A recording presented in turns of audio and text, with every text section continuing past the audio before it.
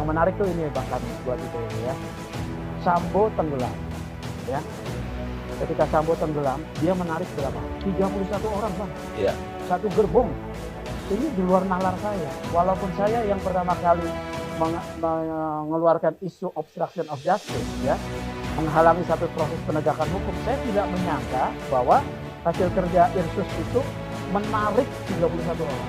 Ini yang dahsyat ya. 31 orang ini bukan orang sembarangan. Bintang 1 ya, kemudian perwira menengah ya, perwira pertama yang adalah orang-orang yang ahli dalam penegakan hukum pidana. Mereka tahu kode etik, mereka tahu sumpah. Yang berpikir oleh saya adalah mengapa mereka mau tenggelam. Jadi yang kemudian saya tarik adalah pola komunikasi, pola relasi antara FS dengan mereka sebelumnya ya.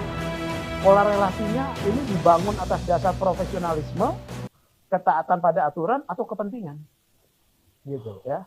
Kalau pola relasinya dibangun atas dasar profesionalisme dan ketaatan aturan, nggak akan terjadi, Bang. Sebanyak itu. Sebanyak itu, paling beberapa orang. Katakanlah Polres Jakarta Selatan aja. Ya, ini segudang, Bang, tenggelam. Jadi pola relasinya menurut saya adalah pola relasi menjaga kepentingan. Kepentingan-kepentingan yang harus didalami oleh Mabes Polri, ya. Mereka adalah sekelompok orang yang kemudian melakukan dugaan saya pelanggaran selain pelanggaran kode etik juga ada unsur pidananya. Ini yang saya tidak bisa habis pikir, ya. Itu Bang, itu dulu deh.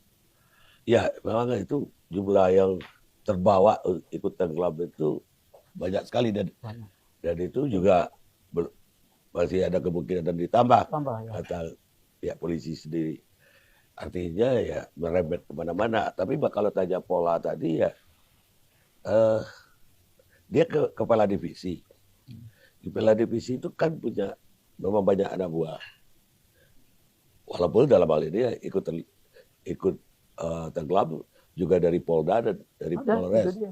Makanya saya bilang TSM Bang, terstruktur, masif, sistematis. Ini pola pelanggarannya TSM. Terstruktur tuh dari jenjang bintang 2 sampai bintara ya. Sistematis. Mereka ingin menghilangkan hubungan perbuatan pidana dengan menghilangkan barang bukti dan merusak TKP ya. Masif itu dari berbagai satuan ini. Ya, kalau hanya mungkin propam saja kita bisa pahami ya. Tapi kemudian ada juga penyidik-penyidik dari Polda, dari Bareskrim, dari Polres Jakarta Selatan. Ini yang nggak membuat saya masih terkejut ya. Ada apa sebetulnya dalam tubuh Polri ya? Ada apa? Karena dalam kode etik itu ada Bang. Seorang anggota Polri wajib menolak perintah atasan yang bertentangan dengan norma. Itu Bang. Jadi nggak kita? Hah? Gimana, Bung Pat? Ya, saya mau nambahkan aja bahwa keliru dan tidak ada niat saya mau membenarkan yang salah dan menyalahkan yang benar, keliru. Kenapa? Dalam banyak perkara, ketika berkas perkara sudah saya baca, bahkan saya meminta kepada klien kalau mau tetap nunjuk saya membela, ya tentu ya bicara yang sebenarnya. Maka ada di pengadilan tindak pidana korupsi pada Pengadilan Negeri Semarang, 5 klien saya begitu dakwaan dibacakan, langsung mengaku. Gak ada lagi pembuktian dalam arti pembuktian yang rumit dan apa. Kenapa? Karena tentu dalam hukum di setiap ada peristiwa, di setiap ada perkara, ya tentu yang kita mau cari kebenarannya sekecil apapun ada di situ. Jadi kalau dibilang advokat itu hanya membela tergantung hal-hal yang di luar hukum, ya saya keberatan. Karena saya punya juga ketika memang ternyata dia ya dalam berkas perkara mau dibela apa lagi, yang mau dibela adalah hak hukumnya, tetap harus dibela hak hukumnya.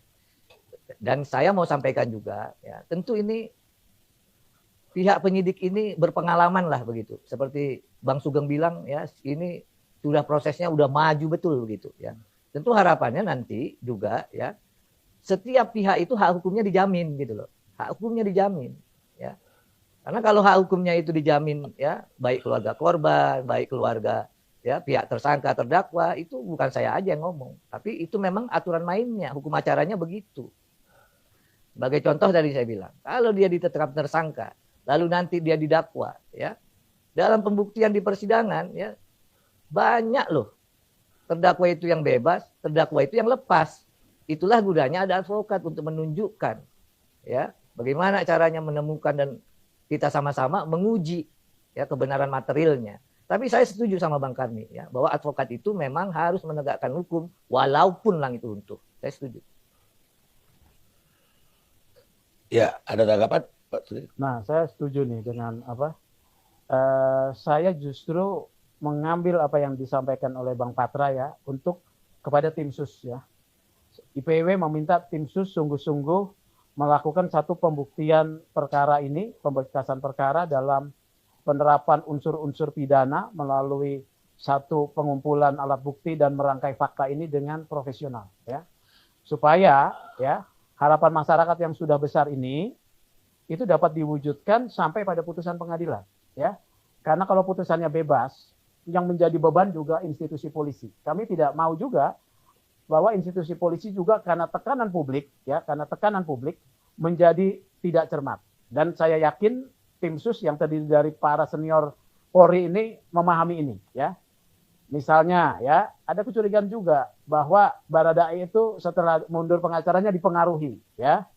Ya, soal dipengaruhi atau tidak itu adalah teknik-teknik pemeriksaan. Tetapi yang disampaikan Baradae harus bukan dari tim sus ya, harus benar-benar dari Baradae sendiri.